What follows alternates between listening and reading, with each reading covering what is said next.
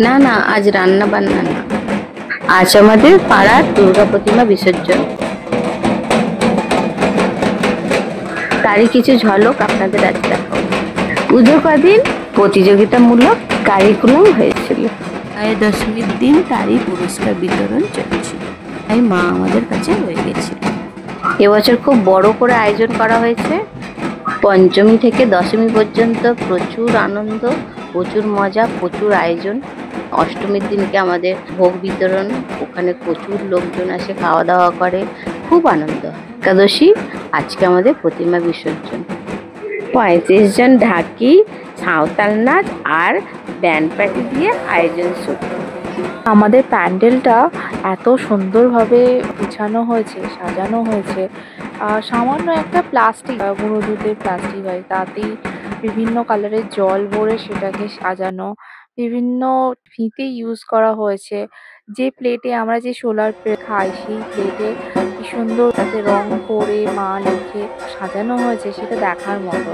আর তুলে ধরা হয়েছে সব থেকে বেশি চোখে পড়ছে যেটা, সেটা হচ্ছে আর্ট ওয়ার্ক।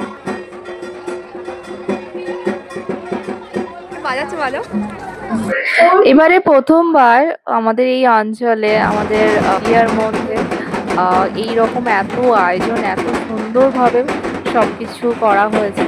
যাই হোক, এটা আসল উদ্দেশ্য না, নিরঞ্জনের পথে নিয়ে যাওয়ার সময় এত সুন্দর করে ঢাক বাজাচ্ছে, এত মেয়েরা ঢাক বাজাচ্ছে, মা দেখে মনটা জাস্ট মানে একটা উদ্যম্য ইচ্ছা জেগে যাচ্ছে। আর এই তার তালে তালে সাঁওতাল মেয়েদের যে সাঁওতালি নাচ, সেটা আমাদের পশ্চিমবঙ্গের একটা অঙ্গ। সেই নাচ দেখে মনের মধ্যে একটা মানে আমি যেন নাচতে চলে যাব এরকম ব্যাপার, ওদের হাত ধরে নেচে উঠি এরকম মনে হচ্ছিল। আর এত ঢাক, মনের ভেতরটা যেন অপূর্ব লাগছিল।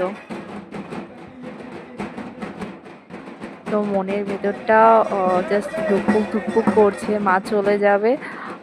একটু কান্না কান্নাও লাগছিল, মায়ের একটু কান্না কান্না পাচ্ছিল মা এগিয়ে যেতে, তারপর নিজেকে একটু সামনে নিয়েছিল।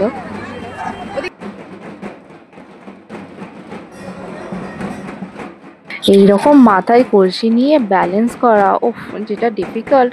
আবার এতটা রাস্তা নিচে নিচে যাওয়া, তো সুন্দর করে শাড়ি পরে তারপর সেই শাড়ির বাঁধনে ঢোল ঢাক সমস্ত কিছু বেঁধে সেটাকে বাজানো, কত তালে তালে একসাথে এক রিদমে চলা, সত্যি খুবই ডিফিকাল্ট, বাট দেখতে এত সুন্দর লাগছে। যেন মনে হচ্ছে আমি শান্তিনিকেতনেই চলে গেছি। শান্তিনিকেতনে এরকম একটা ভাইবস থাকে, তো সেই রকম একটা ভাইবসের মধ্যেই যেন বিরাজ করছি এরকম মনে হচ্ছে। মাকে খুশি করার জন্য সামনে এগিয়ে যাচ্ছে ওই ঢাকিরা বাজাতে বাজাতে, আর তার তালে তালে নেচে উঠছে ওই সাঁওতালি মেয়েদের সেই সাঁওতালি নাচ।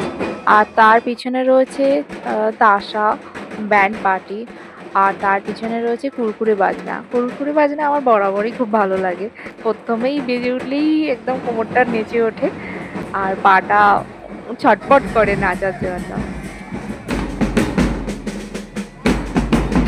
ব্যান্ড পার্টি যারা লোকজন ছিল, উফ, দারুণ বাজাচ্ছিল। তারাও যেন নিজেদের তালে নিজেদের ছন্দে মাতোয়ারা হয়ে যাচ্ছে। যাক, সব মিলিয়ে খুবই ভালো লাগছিল। আমার মা, আমি আর বাপি তিনজনেই গেছিলাম বিসর্জনে। এত মানুষের চিন্তা ভাবনা, এত মানুষের অক্লান্ত পরিশ্রম, সব কিছুই স্মৃতি হয়ে থেকে যাবে। এই বিদায় বেলায় এত শয়ে শয়ে মানুষের দল যখন মায়ের সাথে যেন আরেকটু মুহূর্ত কাটাতে পারলে তারা আরও আনন্দ পায়। মায়ের কাছে এই প্রার্থনাই রইল যেন সমস্ত মানুষের কল্যাণ হোক, সবাই সুস্থ থাকুক, দুধে ভাতে থাকুক, যেন সব সময় এইভাবে আশীর্বাদের হাতটা তাদের মাথার ওপর রাখুক। আমরা যেন সবাই ভালো থাকি। তুমিও ভালো থেকো মা। পরের বছর নতুন রূপে, নতুন সজ্জায় তুমি আবার ফিরে এসো।